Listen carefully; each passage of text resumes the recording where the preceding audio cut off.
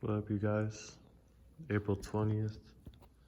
I'm gonna give you a little rundown on this car because I've never taken the time to actually do a full video. The kit is front bumper KBD. Front fenders are Duraflex, which they're pretty wide and I don't really like them. Took a little trimming, but I got them cheap. Wheels are Work Emotion T5R, one piece, 18 by 9.5 up front, times 12. Yeah, offsets plus 12. 18 by 10 plus 15. The sides are KBD poly. Rear overs KBD poly, which I haven't had a bad experience with them yet. It's my first time doing rear overs. I didn't paint them, but they didn't come out too bad. They fit for the most part too. Stock rear, stock tails is D-badged. Stock paint besides all the body panels, and it's dusty as hell because it's sitting for about 5 months. Currently doing an NAT swap. I'm waiting on a standalone. Stock brakes. Still gotta make up an exhaust. It's got a 3-inch downpipe right now. Gotta find some piping and to a resonated blast pipe. Really excited to hear how that comes out. Car's not really gutted. It's about like half good. I got a Bride Rep IS steering wheel. I'm looking to upgrade soon, but it does the job for now. Anything beats the factory steering wheel on these boats. I definitely prefer 3-spoke. Was a factory auto car, but currently it's got a W58 5-speed swap. It's got a welded 4.2 automatic diff, which I don't mind it.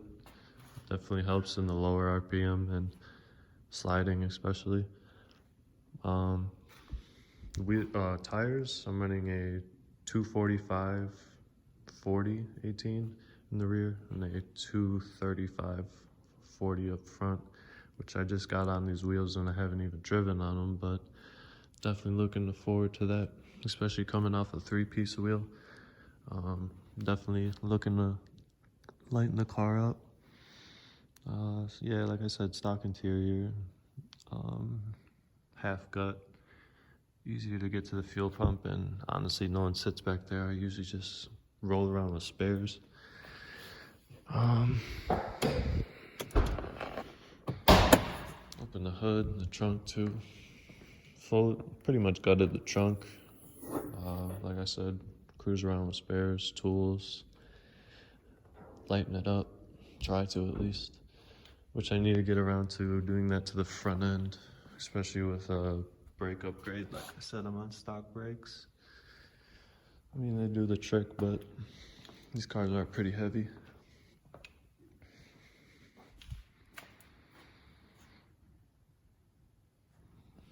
Sorry for it being so dusty. It's been sitting for about 5 months in the off season, going NAT. Hopefully do some track events. Recently got this in over winter. It's a 93 SC motor, non-VVTi GE. I had it down to the block. Had to get it bored over, 250 over. Just because it's what the machinist preferred. I'm on stock internals for the most part, just overboard pistons and a twin turbo gasket. CX manifold, drift motion lines, 3-inch downpipe. Looking to get my standalone wideband and intake airtime sensor. I got the intercooler, just a bung welded up for that sensor too. stock head. It's got a valve job, new exhaust guides, because that's what my machine is preferred. New valve steels, basically refreshed. Crank was rebalanced, repolished. So hopefully we get some good numbers out of it. I mean, I'm just mainly looking for reliability. I went NAT just because I couldn't justify putting a $3,500 motor in that was used pretty much. So I wanted to do it the safe way. Hopefully it works too. It's my first time. CX intercooler kit. I'm looking to go to a coil rad. This one's starting to leak at the seams, but I'm really just wanting to flush the motor out first startup. I went with a ATI dampener too. Never installed one of those, or it wasn't a bad time. A lot of guys said get it honed, but it went on pretty good. Had to chop up the stock GE fan because it touches it. Hopefully no cooling issues, but be alright. We'll try it out. Aeromotive fuel pressure regulator, along with a drift motion stainless line coming from the factory line. It's also got a AEM 340 to a drift motion -8 rail, drift motion 750 cc's. I believe they're Bosch, but they list them.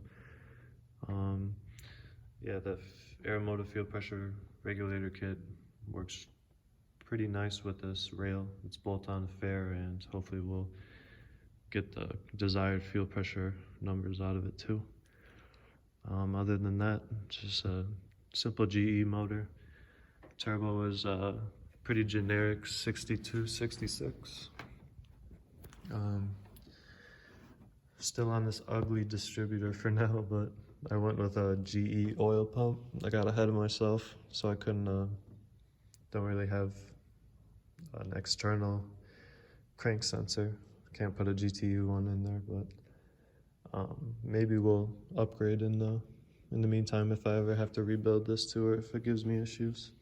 I am retaining my distributor to use cam and crank signals, so hopefully it doesn't give any issues with the ECU Masters Black. We're definitely gonna give it a go, and hopefully we could get this thing right and not lean out or anything like that. Play it safe. Definitely want to put some miles on it. It's got fairly new BC coils. They're not bad. They do the trick, you know, but definitely looking to upgrade soon. I got to refresh the suspension on this 25-year-old car, but yeah, it's a pretty fun car. It's my first SC chassis, and I went wide body just because I had to not really chop up, but there was a bit of rust on the car and it was kind of hitting the front end a little bit, but the parts were there and they didn't fit too bad. Definitely got like it on these wheels too with these offsets, so looking to drive soon and get this thing tuned as soon as this ECU ships. But thanks, man. I hope you guys like the car. It's my buddy Small Block too, or his 5.3.